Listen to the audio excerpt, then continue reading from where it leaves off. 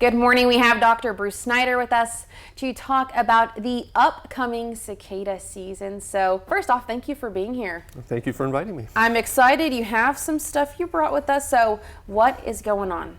So we are at the beginning of the Brood 19 periodical cicada emergence. Okay. So what does that mean? I know I've seen stuff on social media, people talking about it. It's the cicada apocalypse, but what is it really? Yeah, so here in Georgia, we have cicadas that we see every year, Okay. that we think of as annual cicadas. And then we have the periodical cicadas, which have life cycles that are either 13 or 17 years long. And we have 13-year cicadas, and they're all synchronized. So you don't get 13-year cicadas every year, you only get them once every 13 years, and this is the year. This is the year. So now you did bring some, and I do want you to, I'm gonna have you hold them up so we can look at that on the camera. Now, there's two different sizes you have. These are the periodicals, the smaller ones, right? Yeah, so this bottom row here are the periodical cicadas. They're small, they're black, they have these kind of reddish eyes and orangish wings. And those are the ones we see every 13 years. Yeah, and these are the ones we're gonna see a lot of over the next month or so. They're smaller, you can see it on your screen right now. And then up at the top, I have a variety of the annual cicadas. We actually have many species of those, but they're mostly kind of greenish, brownish, blackish. They blend in really well. And those are the ones we hear in the heat of summer that we really associate with So this summer is going to be a loud summer. This month is going to be a very loud month, for sure. So get some hearing aids or hearing protection, more so. It's going to be loud. Now, you did bring some live ones. Yeah, so the emergence has started. They've been coming out for the past 10 days or so. And there's fewer of them this week because of this cool down that we've had over the weekend. But as it starts to warm up again, we're going to get large numbers coming out. So the warmer the temperatures, we'll start seeing them come more and more? Right. They use temperature as their signal to come out. Okay. Yeah. So let's talk about these. I'm going to bring these forward. All right. These are the live ones, right? So here are two live ones that I've collected this week.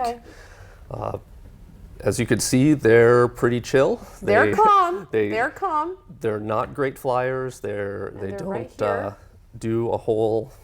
They don't do a whole bunch. They're not dangerous. They won't bite or sting. So we had kind of talked about it when you're seeing these are the normal ones right here, the bigger ones, but these periodicals, if people start seeing them and they're noticing tons of them, what are they supposed to do? Are we supposed to worry? Are we supposed to call? I mean, what do we do? The nice thing is with the periodical cicadas, you don't need to do anything. Okay, good. They're not dangerous. They're not harmful. They're not going to mess up your gardens. They're not going to mess up your gardens. They're not going to eat your tomatoes or your beans. They're not going to bother you. Some people worry about when they lay their eggs. They do that in branch tips. And so that can kill some of the branch tips eventually. But it's part of a natural process that's happening anyway. One of the big questions we have as researchers is exactly where periodical cicadas are in Georgia.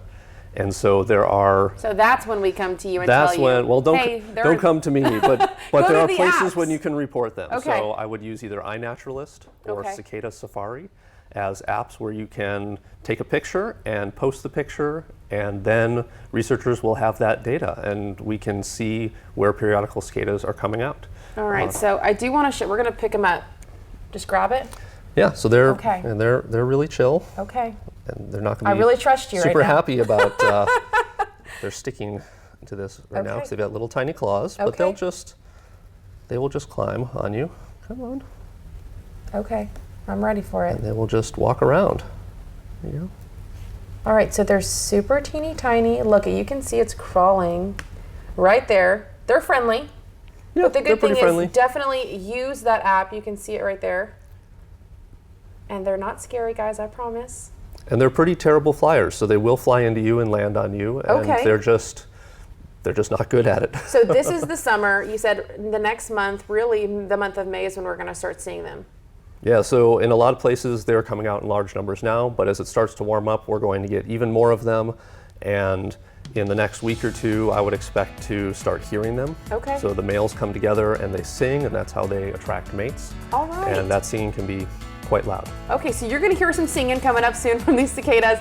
The information is on your screen right now. Now, for those apps that we had talked about today on where to report them and to get the data for the researchers, we're going to have that on our article on 41nbc.com. Thank you for being here today. Thank you. All right, report those cicadas and get ready. You're going to hear some singing.